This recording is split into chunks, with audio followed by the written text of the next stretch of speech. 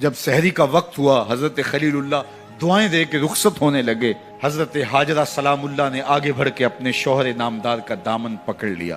تمسکت بعضیالہ، دامن پکڑ کے بولی میرے شوہر نامدار، اس محیب وادی میں، اس پہاڑوں کے دامن میں جہاں دن کو بھی خوف آئے، نونہال معصوم کے ہمراہ مجھے چھوڑ کے کہاں جا رہے ہو؟ حضرت خلیل اللہ نے کوئی جواب نہیں دیا. پھر قدم اٹھایا تو زوجہ نے پھر دامن پکڑا، پھر وہی سوال، پھر کوئی جواب نہیں آیا. تیسری مرتبہ دامن پکڑا، خلیل اللہ کی جانب سے کوئی جواب نہیں آیا. تو خاتون خود بولی کیا اللہ کا حکم تو نہیں؟ تو حضرت خلیل اللہ نے کہا نعم، ہاں اسی کا حکم ہے. حضرت حاجرہ نے دامن چھوڑ دیا، کہا جائیے خیر سے جائیے، اگر اس کا حکم ہے وہ ہمیں ضائع نہیں ہونے دے گا. جہاں دن نہیں گزارے جا سکتے تھے پھر اس خاتون نے وہاں راتیں بھی کاٹی. وہ وادی جس میں وحشت بھی قدم رکھتی تھی ڈر ڈر کے، جہاں پھرتے تھے آوارہ تھپیڑے بادے سر سر کے، جہاں پر گھاس اگتی ہے، جہاں نہ پھول کھلتے ہیں، مگر وہ سرزمین ہے آسماں بھی جھک کے ملتے ہیں. اپنی پاک باز بیوی اور نو نہال بیٹے کو چھوڑ کے حضرت خلیل اللہ دعائیں دے کے رخصت ہو گئے. تھوڑا سا توشہ تھا، 2-1 دن کے بعد ختم ہو گیا. پھر ماں کی چھاتی سے دودھ بھی خشک ہو گیا. نو نہال پیاس سے تڑپنے لگا. ماں تو پھر ماں ہوتی ہے، تڑپتی ہوئی ممتا کا دل بے قرار ہوا. ایک پتھر کے سائے میں معصوم اسماعیل علیہ السلام کو لٹایا اور پانی کی تلاش میں جبل صفا پہ چڑھی.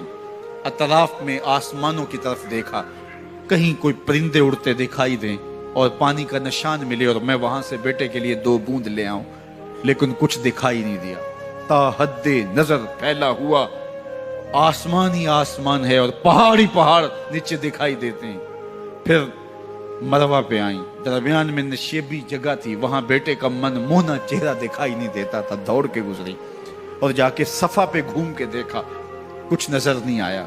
ادھر بھی دیکھ لیا، ادھر بھی دیکھ لیا، لیکن ماں تھی. پھر دوبارہ صفا پہ آئی، صفا پہ دیکھا، کچھ دکھائی نہیں دیا. پھر تڑپ کے مروہ پہ آئی، وہاں پھر دیکھا، کچھ دکھائی نہیں دیا. پھر صفا پہ آئی، کبھی صفا پہ کبھی مروہ پہ. تڑپتی ہوئی ماں کی ممتا، بے قرار دل. ادھر پانی کی پیاس سے تڑپتا ہوا معصوم اسماعیل پتھر کی اوٹ میں. درمیان سے ماں گزرتی ہے تو بھاگ کے گزرتی ہے کہ بیٹے کا من مونا چہرہ بھی نگاہوں کے سامنے رہے. ذرا منظر تو دیکھو کتنا دل آویز ہے. اللہ اکبر، سینوں میں پتے پانی ہو جائیں، پتھر بھی ہو تو پگھل جائے اس زہرہ گداز داستان سے. لیکن اللہ پر توکل اور ماں کی بے قراریاں، کبھی صفا پہ کبھی مروہ پہ، زبان پہ شکایت نہیں ہے. پھر جب مروہ پہ پہنچتی ہیں، 7 چکر مکمل ہو گئے، تو ادھر کیا دیکھا کہ معصوم اسماعیل ایڑیاں رگڑ رہا ہے. ماں کا دل ڈولنے لگا کہ بیٹا آخری لمحوں میں دوڑی کہ بیٹے کو جا کے اپنی چھاتی سے چمٹاؤں، ہو سکتا ہے 2 قطرے دودھ کے اس کی زندگی کی آس بندھا دیں. تو ماں دوڑتی ہوئی آئی، لیکن جب قریب آئی تو منظر بدلا ہوا تھا. معصوم کی ایڑیوں کے رگڑنے سے تازہ چشمہ پھوٹ رہا ہے. پانی ہے کہ بے قابو ہونا چاہ رہا ہے. آگے بڑھی، جلدی جلدی مٹی کی منڈھیری کرتے ہوئے کہا زم زم، رک جا رک جا. اللہ اکبر.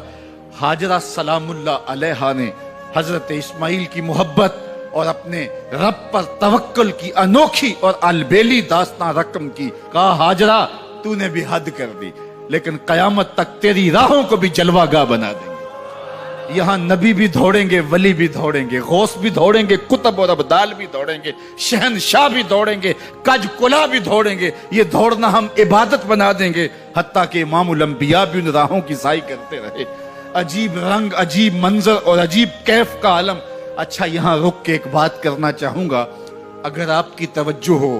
جہاں حضرت حاجرہ دوڑی اور ان کے مبارک قدم وہاں لگے اور لگ کے ہٹ گئے، عارضی نسبت ہے، مستقل نسبت نہیں ہے. جہاں ان کے قدم لگ کے ہٹ گئے وہ جگہ تو جلوہ گاہ بن گئی، اور جہاں حضور خود جلوہ فرما ہیں وہ گنبد خضرا جلوہ گاہ کیوں نہیں ہو سکتا ہے؟ اب یہ پانی جہاں حضرت اسماعیل کے قدم لگے، یہ پانی دنیا کا عظیم ترین پانی ہے، اور پھر اس کا پروٹوکول یہ ہے، اس کو کھڑے ہو کے پیا جاتا ہے. یار یہاں بھی روک کے ایک بات کہہ دوں، حضرت اسماعیل کے قدموں کو چھونے والے پانی کا پروٹوکول ہے کہ اس کے لیے کھڑے ہو جائیں، اور حضرت اسماعیل مسجد اقصیٰ میں جس کے پیچھے کھڑے ہو کے نماز پڑھتے ہیں اس امام کے لیے کھڑے ہو کے مصطفیٰ جان رحمت پہ لاکھوں سلام پڑھ لیں، تو اس میں شرک کہاں سے آ جائے گا؟